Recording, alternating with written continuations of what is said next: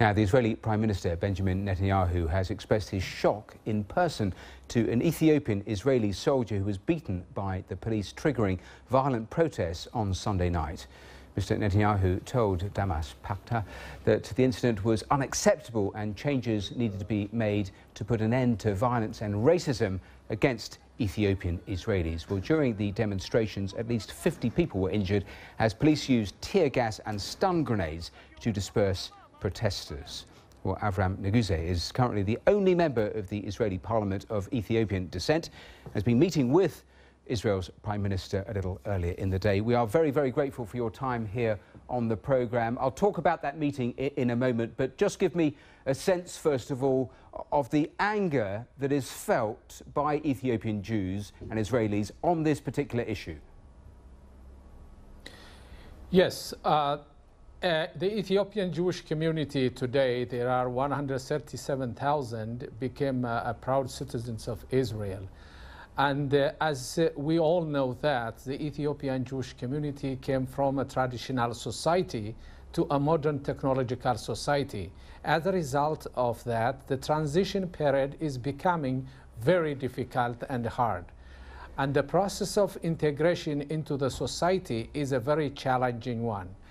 What we have seen yesterday is most of them the Israeli-born Israeli Ethiopians origin, and just as asking for improving of the social equality in Israel, in education, in employment, housing, and also the action of the police has to be also according to the law, not using an external or exercising a strong action against I'll come back to some of those wider issues in a moment, but that meeting with the Prime Minister, give me a flavour of what Benjamin Netanyahu both said to the person in question who has been the centre of this, and also what he said about this issue.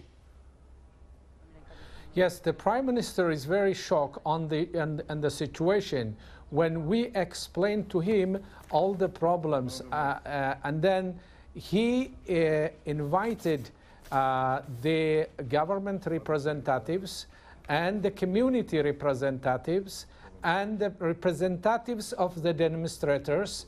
So we had a very deeply discussions on these issues.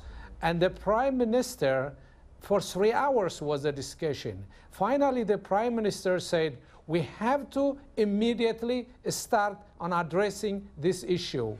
Therefore, he established a ministerial committee who will be, he is heading that ministerial committee to address all the problems that we raised. One commentator in one of the papers today said racism in Israel society is far more commonplace and far more toxic than we dare tell ourselves. I mean, in recent months, after the Charlie Hebdo attack in France, Benjamin Netanyahu was asking for Jews to come to Israel. Have people there in that country faced up that there is this problem in that country? Oh yes, and Israel is a safe, it is a home for all Jewish, and that's why Israel exists and established before 67 years.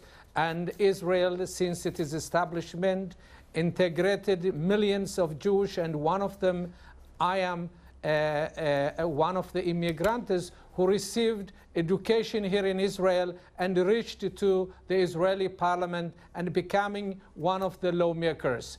Therefore, I joining the calling of the Prime Minister that every Jew has to or want to come to Israel. It is his house, it is his home for every Jew from the four corners of the earth. Well, Avraham Neguise, thank you very much for being with us here today. Thank you. Now, stay with